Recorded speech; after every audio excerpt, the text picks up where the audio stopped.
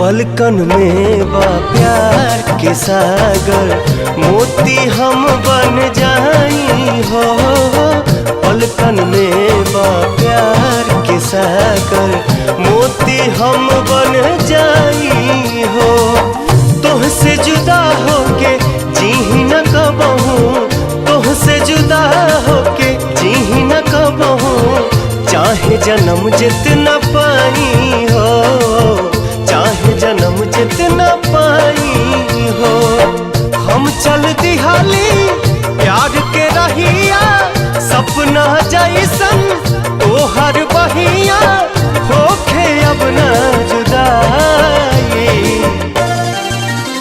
मन भरा